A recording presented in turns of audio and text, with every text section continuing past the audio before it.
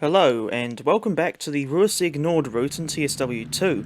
Today we're going to be going for a drive in that thing over there, the DB BR155. Now what does that message say? Welcome to Plettenberg. To maintain a high production rate, the steel works near Urga needs to be constantly supplied with... That's nice, usually I find those messages stay up for too long, and then the one time I try reading it, the ruddy thing disappears before I've even finished my sentence of 5 years in prison. Right. This is something you don't get to do in timetable mode from memory, is actually get to properly set up the locomotive. Actually, come to think of it, before I do anything else, I'll just quickly take the engine's number. It is 155010-2. I'm not sure what the -2 is all about, unless it's an SD40 reference. Yeah, I do usually like to take down the numbers of whatever engine I'm driving. Actually, I just realised I don't think we've got any set timetable to adhere to this time. So it was like the other night when I was driving the BR204. Like, if you'd like, you can go and check out that video if you'd like to, but I won't force you to, of course. Now, I'm curious to see what that horn sounds like. Because I did play the tutorial of this thing the other day, but I've forgotten what the ruddy sounds are like. But the other thing about the 155 that I thought was worth mentioning was that this thing really does take me back to the days of Train Simulator 2000, or when Train Simulator was called TS 2016. And I remember that pack included the 155 as almost like an add-on for the West Rhine-Köln to Koblenz route. And I remember it was one of the star engines in that TS 2016 package alongside the Great Western Railway Castle class and the Union Pacific, or the third generation of Union Pacific gas turbines. Obviously now, or much more recently, Dovetail Games, presumably Dovetail, I don't know if it was a third party or not, but they have brought it into TSW. And I think initially as an add-on for Ruhr-Sieg Nord, although if you've seen some of my, or at least one of my recent TSW2 trainspotting videos, you'll see that the BR155 appears on a couple of other routes, although the only one I've seen her on so far are obviously Ruhr-Sieg Nord, as well as Tauranga Rump and Nachwirke Dresden. Okay, just trying to hit those headlights. It looks like similar controls to the 143. Hello.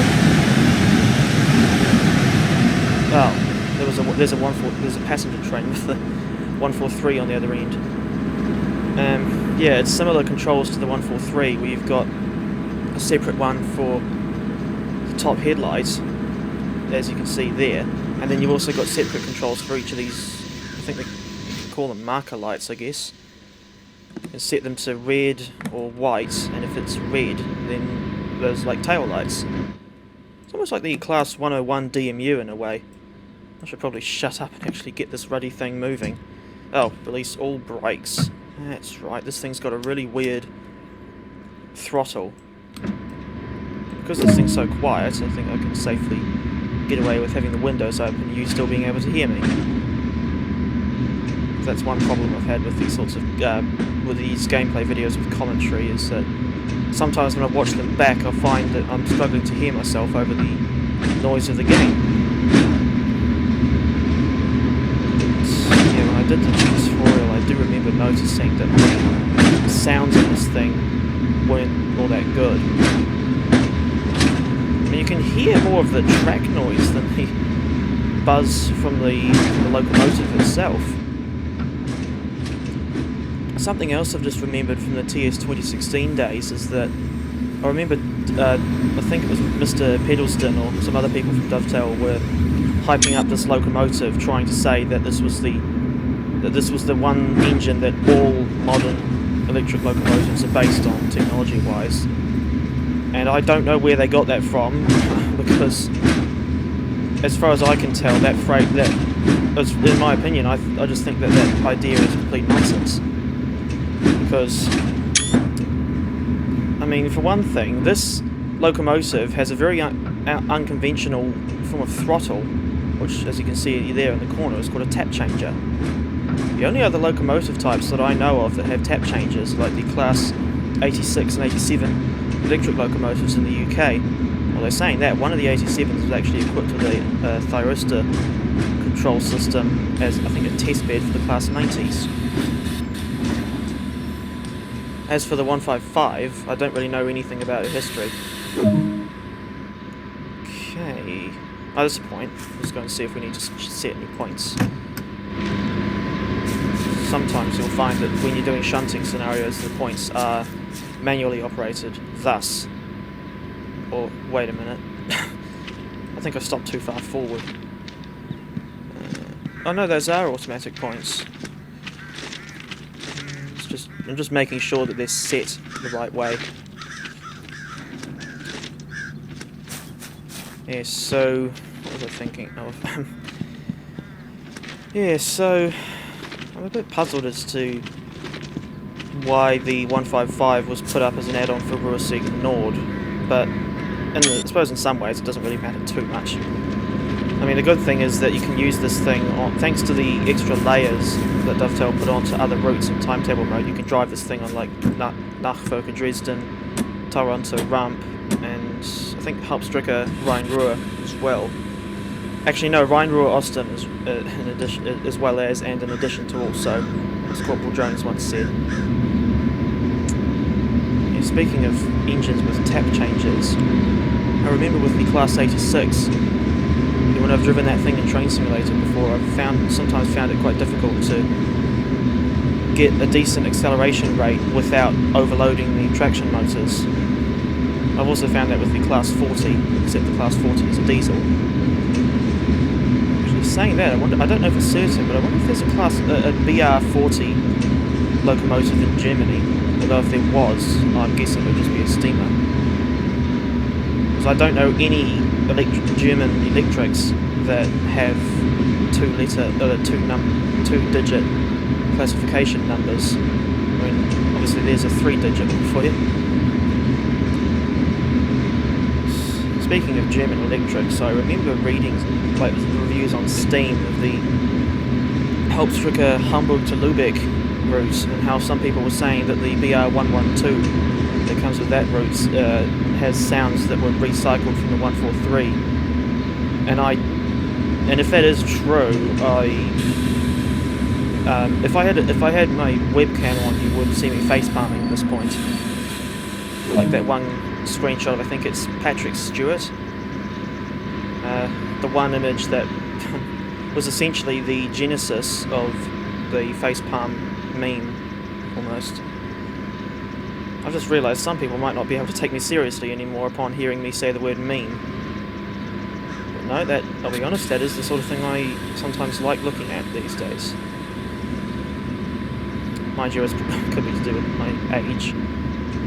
Although saying my age makes me sound a lot older than I am. If anyone asks, I am 21 years old. Oh, hello. It's a Screwlink coupler.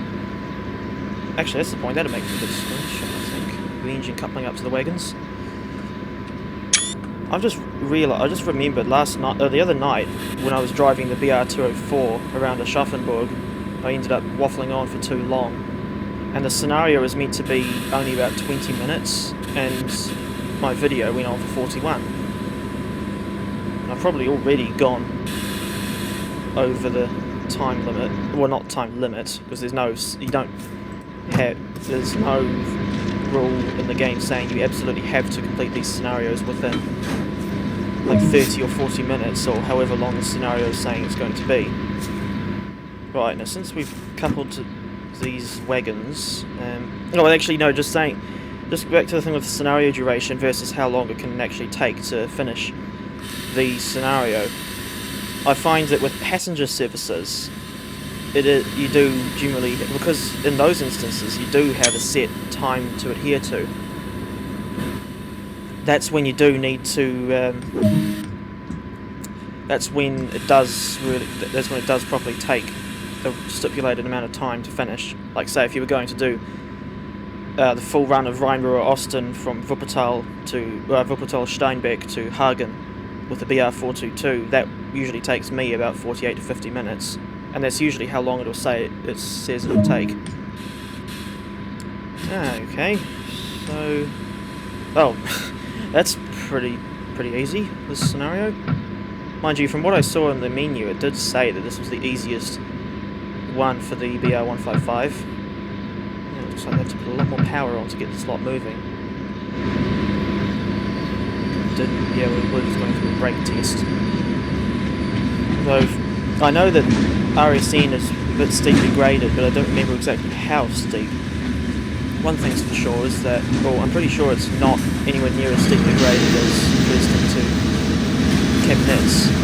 I mean, that route has, you'll have seen, like, if you've watched my video the other day when I was driving the BR612, and I guess the rail pull BR185, you will see just how steeply graded Tauranga run, aka Dresden to Chemnitz is.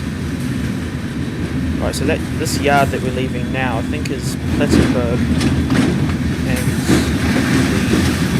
the stop at instruction is essentially taking us to Hohenlimburg, as I always find myself doing when I'm driving a German engine in TSW, or making a video about any German stuff. I always like to apologise for inevitably getting some pronunciations wrong. I have incidentally, I've just remembered, I was saying to myself that I'll need to look up if I'm going to do like a stopping service or any other thing really on a German route, I'll have to look up pronunciations of the places that I'm going to. But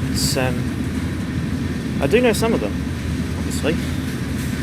Come to think of it, I think probably the easiest German place names to pronounce, in my opinion at least, are either like Berlin, Dresden, and Leipzig. I'm trying to think of others that I know. Oh, well, obviously Frankfurt, as in Frankfurt am Main. Although I found out from watching one of David Frankel's trainspotting videos that there's apparently another Frankfurt. Because he was doing a video where he was filming trains at Berlin Hauptbahnhof, and at one point he filmed I think a BR182 leaving for a place called Frankfurt Oder, and then he did an impression of John Burko and said Frankfurt Oder. If you're even slightly familiar with British politics in the 2010s, you'll know who John Burko was. I think even Jay Foreman did a video about him. Because there's a couple of examples of the sort of people, the sort of channels I like watching. Each their own, of course.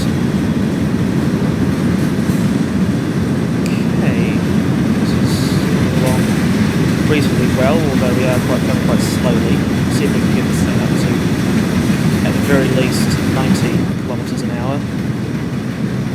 I don't actually know what the top speed of this locomotive is, although that label there is obviously saying PZB 90, so the speedometer there is going up to, that looks like it's going up to 150 kilometres an hour. I wouldn't want to get, I don't know if they actually do that in real life, but personally I wouldn't want to get an engine, the German freight engine going that fast, unless you were certain of whether or not your brakes were any good. Okay, that's strange. Just listen to this horn.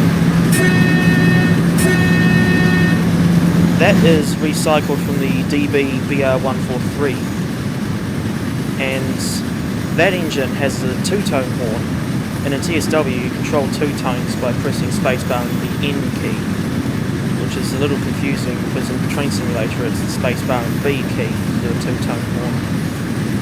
And yet for whatever reason this 155 does not have that second tone. There's cab lights. Oh, it got up to 90 much faster than I thought. I think I'll stay at this sort of speed for this run. Now here's a thought. I seem to recall asking this before, but I don't think I ever got an answer, so I might as well ask it again. If if anyone who's more of an expert on the German railways are watching, well, not necessarily an expert. I mean, it wouldn't be too difficult to know more about the railways in this country than I do. But if anyone who's more knowledgeable on German railways is watching, do you actually, or even if any German or real-life German drivers are watching, do you ever actually use the horn when you're coming up to level crossings, let alone at all? Because here in New Zealand, which is obviously where I live, in case you couldn't tell from my poor man's Australian accent, here in New Zealand, our drivers, from what I've seen recently, well, not necessarily recently, but for the past 10 years or however long I've been watching trains, more often than not, drivers do blast the horns at crossings. And generally, unfortunately in this country, we do quite often get instances where people do walk along the railway or do some really dangerous and actually illegal things around the railway. As far as I know, it is actually illegal to walk or to trespass on a railway. Though I don't know if that rule applies to disused lines. So I was exploring a bit of the older Ruhr branch the other week. Mind you, the last time a train ran on that section would have been in 2002. The line is pretty overgrown now. I'm just looking at the distance. It looks to me like we're coming from the station. Oh. Okay, I thought that was the approach to Verdol station, or would it be Verdol Bahnhof? Yes, so I do know, obviously I know there's a few stations on this route, but there aren't very many. I don't know this route well enough to know exactly where we are. But I'm pretty sure we're going north. So from memory, Plettenberg is like the first or second station north of Finnentrop. And no, that's not Verdol, that's in the tunnel. These buildings along the side here, they look like the same assets which just been placed in over and over again. Where are the side windows? Probably where you can take the BR363. There's a little diesel shunter, of course. Oh, in case you didn't know. What was I just saying? Yeah, so in New Zealand, unfortunately, here in this country, I have unfortunately seen a few occasions. There's Verdol in the distance there. Yeah, unfortunately in New Zealand I have seen a few instances where people have either been walking along the line or running through a crossing as a train is approaching, or in some cases people in their cars or trucks, or well, not necessarily trucks but motorists, sometimes shoot in front of the crossing when, or even after the bells and lights have already gone off. For example, there is a town in this country called Tauranga that's spelled Tokoroa, and there's a crossing, one of the crossings in that town, near the southern end, it's in the middle of it's not a particularly big town, but it is still a pretty sizable population. There's probably like a few thousand people there. And this crossing, despite being in the middle of a town, has no barrier arms at all, or at least it didn't when I was last there in April 2021. And one night I was filming one of Kiwi Rail's services going through there on its way to McKinley paper mill, and there was this idiot in a red car. And no, it wasn't the Wiggles in their big red car, if anyone asked. They just shot through the crossing, even though the bells and lights had already gone off. Mind you, the locomotive, the train was still a fair way off, and I think the driver did blast the horn, but even so, like, regardless of how far away the train is from the crossing, you should never walk right, you should never attempt to cross when the bells and lights and barriers are going.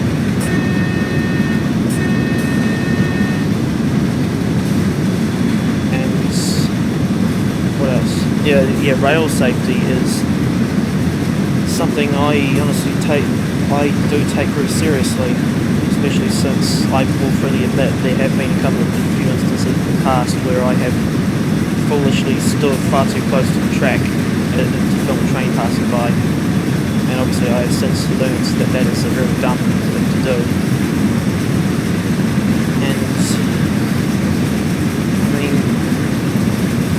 it's a horrible way to go, to say the least. And I still remember there was a time, I think in 2013, when I was in year 8, where there was the railway line into Tauranga actually runs very close to the intermediate school that I used to go to, and there was one time in 2013, I think, where our principal, his name was Mr. Popping, and I remember we were in assembly and he came up on stage and told us about how there was someone got killed when they ended up on the railway line not too far from our school. And the locomotive involved in the incident is still in service with Kiwi Rail today, but very sadly the same cannot be said for the man.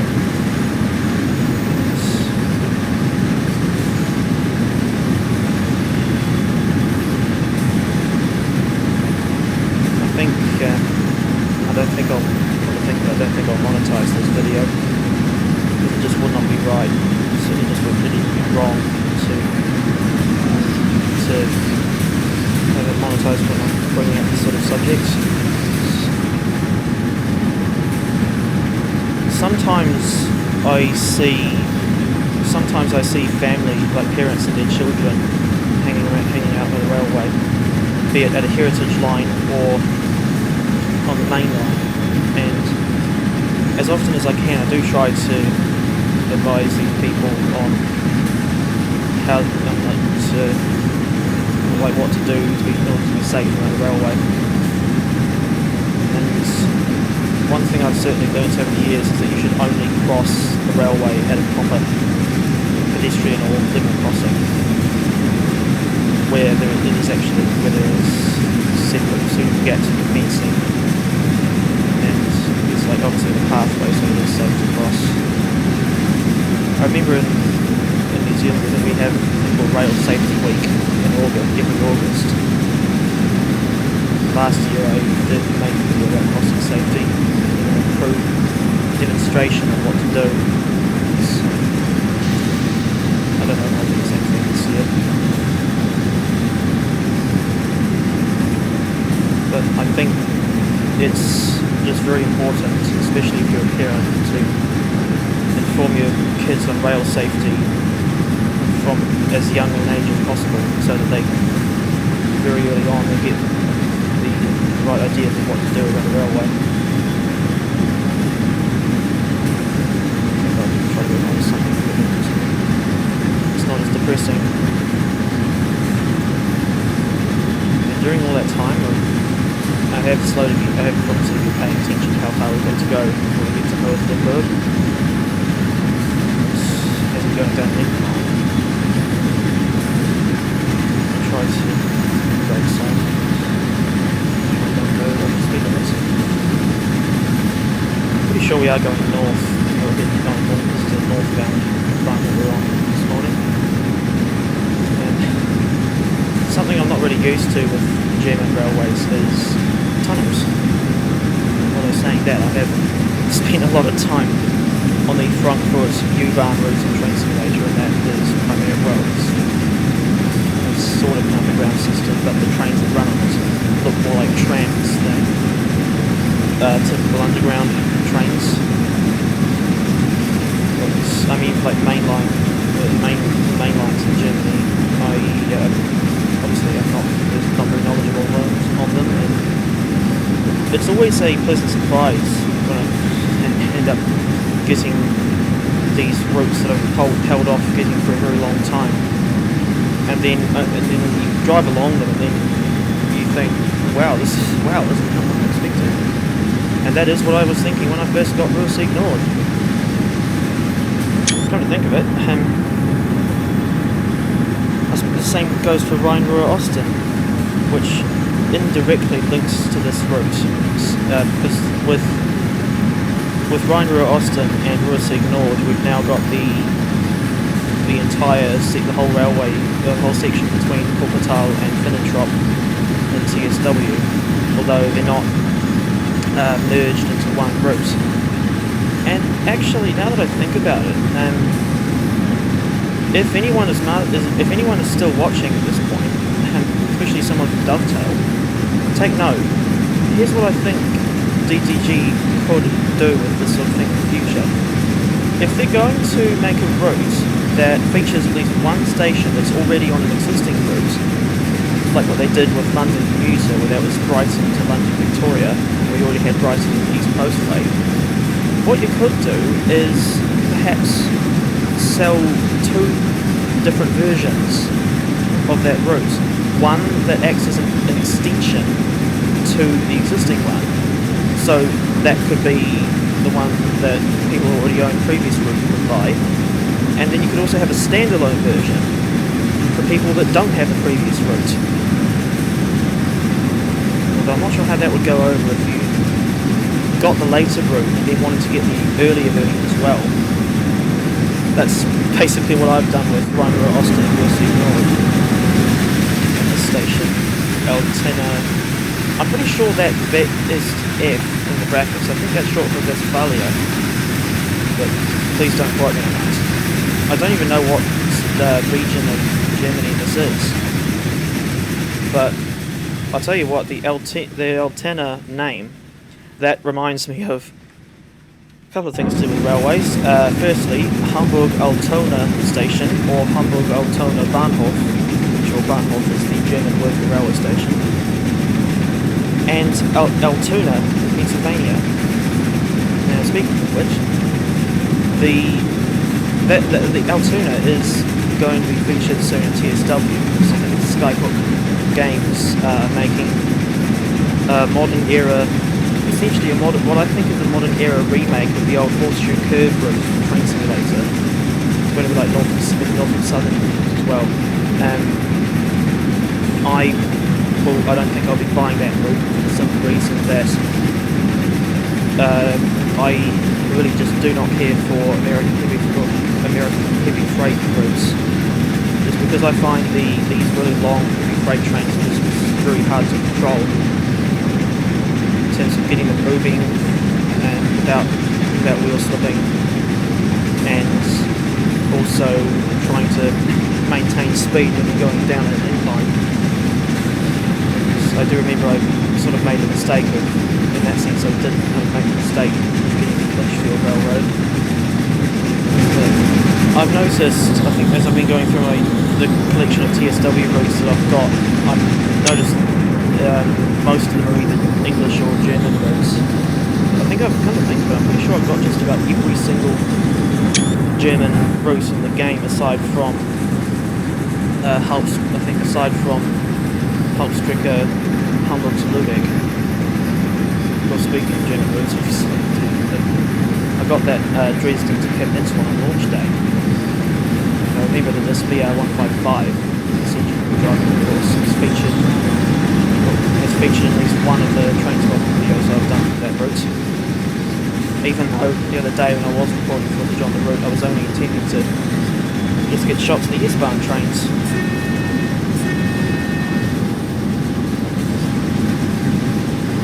Although I dare say that if I do end up doing more Trainspotter videos on German routes in the future, we'll probably end up seeing this engine at least once. Because you're never certain which engine spawns in on these AI freight trains. Like if you're driving along, Nürnberg to Dresden, for instance, and if you see a freight train turn up, you'll either get a BR143, BR185/2, or MRCE BR185/5 on for those trains. And now I guess you'd also get the BR155 as well. You've got that engine.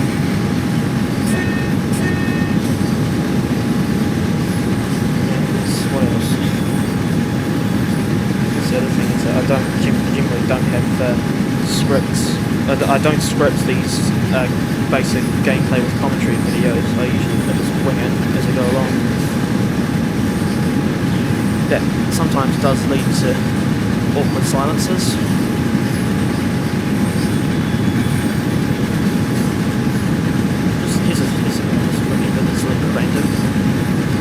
Going through this tunnel, yet another tunnel, has reminded me of something that Mum has told me before whenever she's on a train going through a tunnel. She says that it always reminds her of going on the London Underground, which I'm pretty sure she would have done when she was in London in 1996 and again in 1998. She even said she went to the Bakerloo line, which is actually quite fitting since we've got the Bakerloo line in TSW.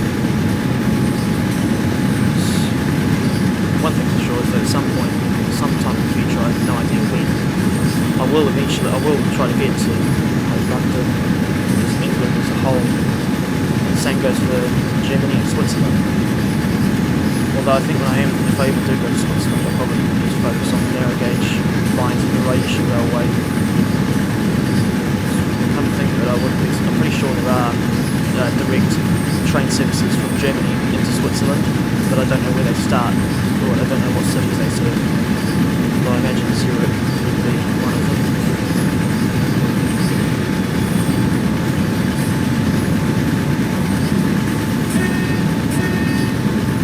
Just thinking back to that S-Bahn video I made yesterday, which if you haven't checked it out, you're always welcome to. You can just easily find it on the channel. I don't think I'm going to bother backing around and putting extra links in the description. That's basically reserved for providing links to get these add-ons in anyway. I remember that one route in particular that I didn't feature was Schnellfahrstrecke-Köln. And the reason I didn't feature that is because I was focusing on S-Bahn, or on routes that actually come with drivable S-Bahn services right as standard. And Schnellfahrstrecke-Köln is not one of those routes. The only way you can the only way you are able to drive the S-Bahn section of that route is if you have the Ruhr DB BR155 from Ruhr Austin. I'm pretty sure I got Hauptstrecke Ruhr after finding out you can take the BR155 along between Köln and Zurich.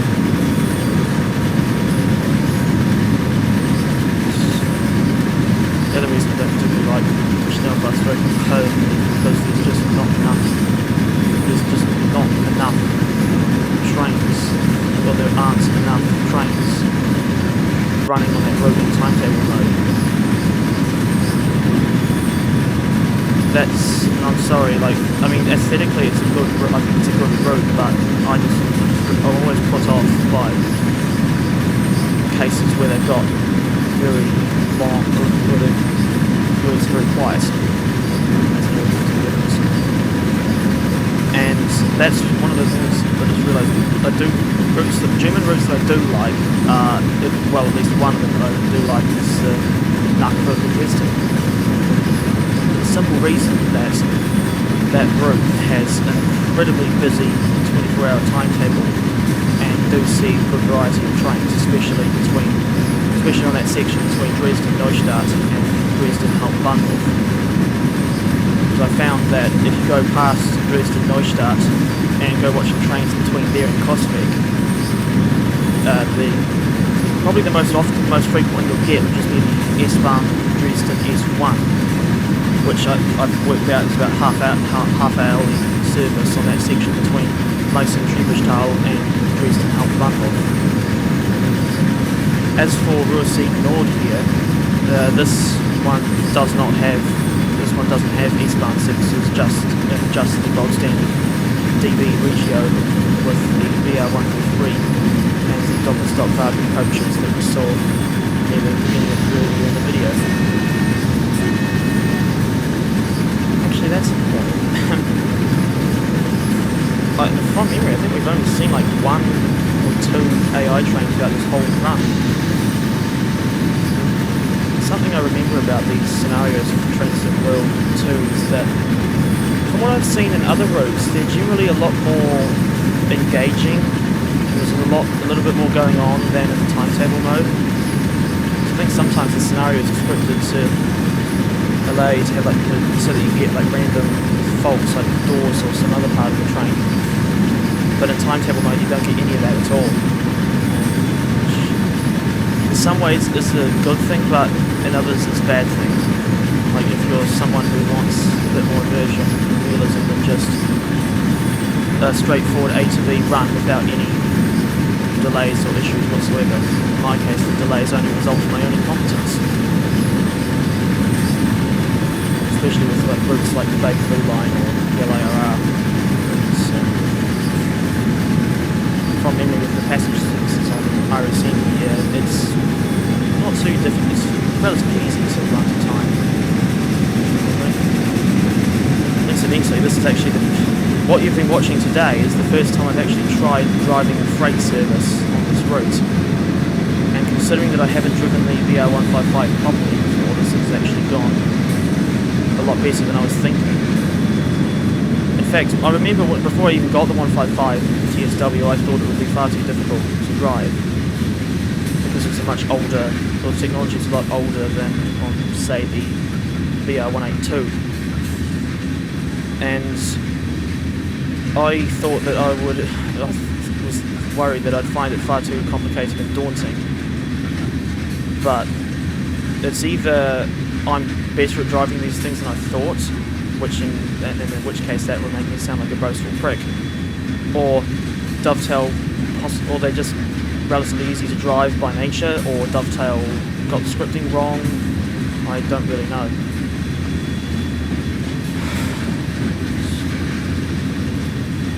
I realise how long I've been talking without really taking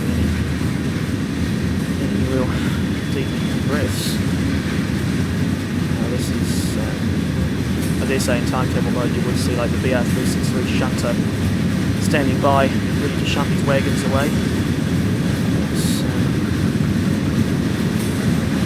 Actually get a shot of the 155 together.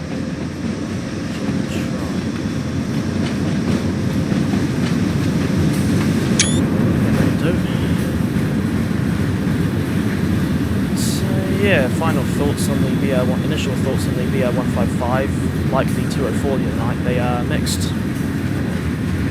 On the one hand, I don't really mind the way this thing looks, but at the same time, I just almost think it's too easy to drive, and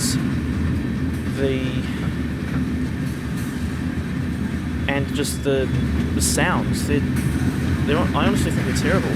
Like the horn, reused from almost lazily reused from the BR143, and barely any locomotive sounds. Even with these windows open, you still can't really hear much. I wonder if there's actually a mod, some sort of mod out there that could potentially fix the issues on this thing. Okay, for some reason it just threw me out the cab as soon as we stopped. From here, what? What on it? Shunt the wagons back up the line to the Ogre Works reception. From here, the local shunter will take the wagons into the facility. What? What the hell is Okay, that was a very strange way to end the scenario, but I suppose I can't really do anything about it. Well, regardless, that has been my, not necessarily first look, but first proper drive of the Deutsche Bahn BR155. And despite the fact that I ended up bringing up some fairly grim subject at one point, I do hope that you've enjoyed the video, and if you'd like to, I've got a lot of other videos about German routes and TSW, which you're always welcome to check out. I do have a playlist that's simply called Train Sim World 2 that you can look for, which has those sorts of videos there. And for reference, the videos with commentary, especially for TSW, were all done after December 9th, 2021. yeah, on that note, I suppose I'll say thank you very much for watching. This has been my first attempt at properly driving the BR155, and I will see you next time.